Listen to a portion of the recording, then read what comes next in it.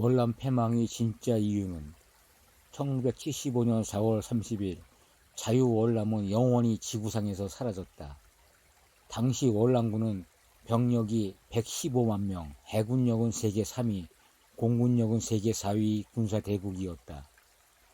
군사력이 변변치 않던 베트콩, 월맹군은 병력 40만이 전력 앞에 무릎을 꿇었다. 당시 우리나라에서 파견됐던 이세호 육군대장은 월남 패망 원인을 이렇게 분석했다. 자유월남이 망한 것은 군사력이 약해서 망한 것이 아니라 국민 내부의 분열과 민심 이반으로 망했다. 당시 자유월남이 집권 세력인 티우 정권의 무능한 행정 능력과 지도층의 부정부패, 그리고 자유월남 국민들의 안보 불감증과 월맹이 통일 전략 전술이 주요했던 것이다. 그들이 실행한 통일 전선 전술이란 무엇인가? 지금 북한이 우리 자유 대한민국을 상대로 펼치는 전략과 100% 동일하다. 6,000명이 고도로 훈련된 간첩들을 자유월남에 침투시켜 민족주의를 내세워 국민들을 부하내동시키고 배후 조종하여 반미 반정부 시위를 끊이지 않게 하고 크고 작은 시위들을 조종함으로써 1년 365일 내내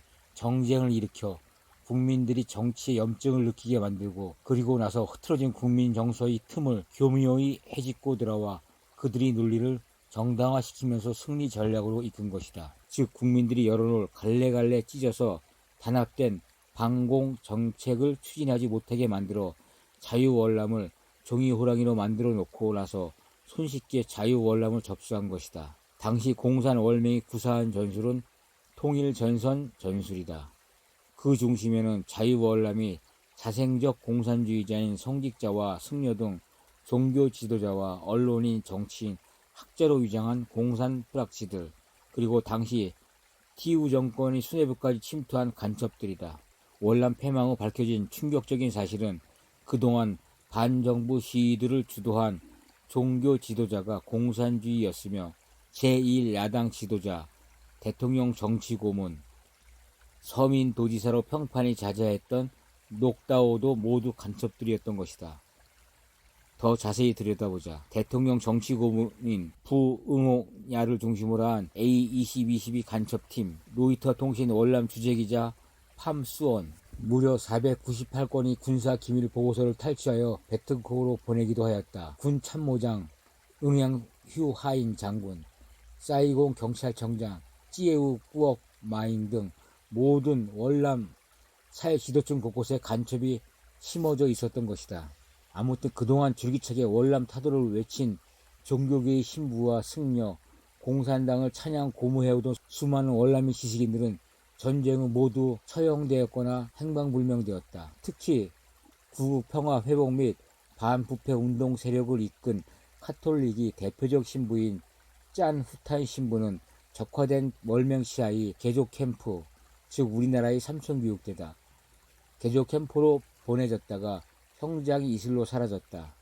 이렇듯 공산 시하의 월남은 피도 눈물도 없는 학살의 광풍이 불었던 것이다. 역사학자 아놀드 토인비도 이렇게 말했다. 국가의 멸망은 외부가 아닌 내부 분열로 시작이 된다고 말이다.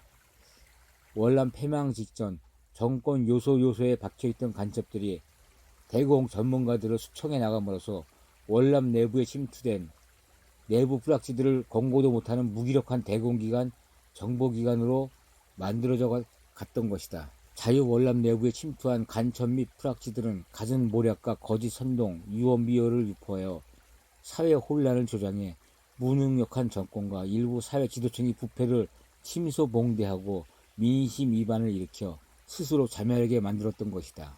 미국과 월맹이 평화조약을 맺으면서 동시에 미국은 자유월남과 방위조약도 맺었다. 그 내용은 만일 월맹이 평화협정을 파기할 경우 미국이 해군 공군이 월맹이 북폭을 재개하고 월남군을 전폭 지원한다는 내용이었다. 이렇게 미월 방위조약을 믿은 월남 정부와 월남 국민들은 월맹이 기만연수를 눈치채지 못하고 평화 무드에 젖어 안보 불감증에 걸렸고, 정부 여당 그리고 군부마저도 부정부패로 얼룩져 민심 위반이 급속히 진행되었던 것이다. 미군 철수 2년이 지난 후 월맹군의 총공세가 시작되었다. 적을 공격하라는 명령을 받고 출전한 월남이 어느 전투기 조종사는 월맹을 공격하지 않고 기술을 돌려 오히려 자기네 대통령 티우 대통령 집무실을 공격하기도 했다. 이런 당나라 군대 같으니라고. 어처구니가 없어 말도 제대로 나오질 않는다.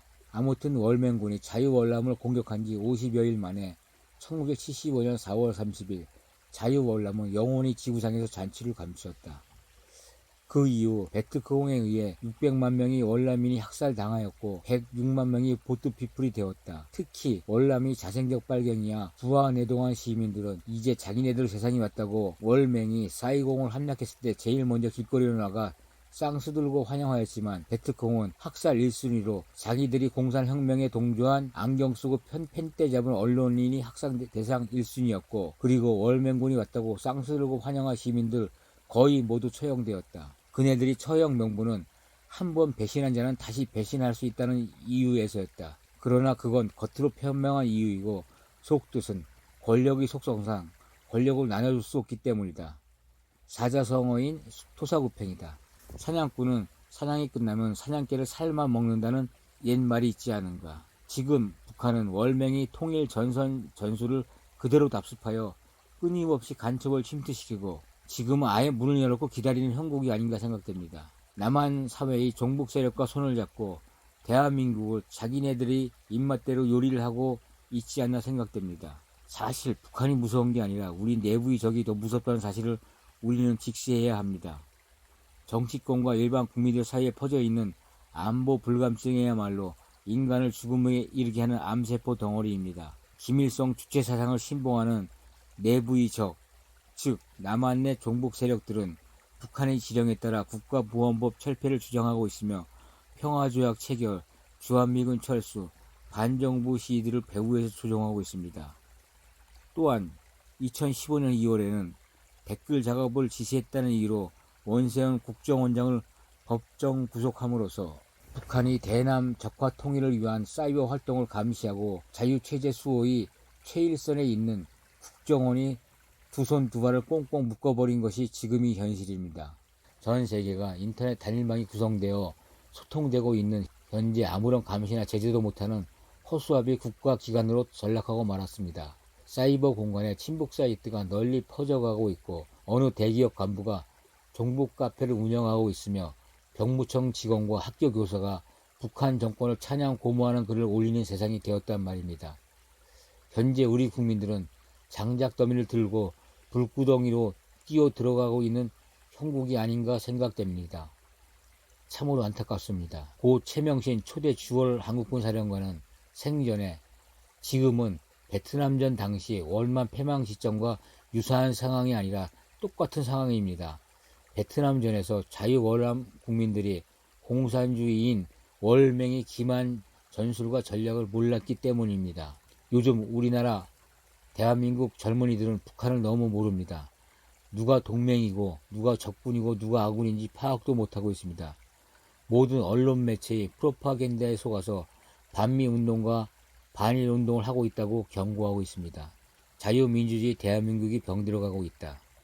젊은이들은 북한이 기아 및 인권 유린, 3대 세습 문제를 비판하면 구태의연한 작태라고 무시하며 북한이 김씨 왕조를 맹목적으로 추종하는 세력들을 구속하면 하기야 요즘 구속도 시키지 않지만 종북몰이를 한다고 비판하고 있습니다. 지식인들과 꿀먹은 벙어리 백성 민초들은 먹고 살기 급급해서인지 북한 체제, 주체 사상, 북한 인권 문제에 대해 비판은커녕 언급도 하지 않고 있습니다. 세계 4위 자유월남이 망가졌는데 지금 세계 7위 군사력이라고 큰소리 뻥뻥 칠 때가 아니란 말입니다. 수상같이 단호해야 할 공권력은 종북 세력, 현 문재인 세력 또한 촛불 문화로 변질됐다. 이 눈치를 보면서 기가 죽어 법 집행을 망설이고 있습니다. 현재의 남북한 군사력을 비교해보면 핵무기를 비롯해서 비대칭 전략무기, 즉 기습 공격용 무기를 보유한 북한이 우리를 훨씬 압도하고 있습니다. 또한 북한이 사이버 심리전의 기술도 훨씬 우월합니다. 월남 패망 당시 월남의 군사력은 세계 4위였고 현재 우리나라의 군사력은 세계 7위 정도입니다. 대한민국의 진짜 적은 현재 우리 내부에 있습니다.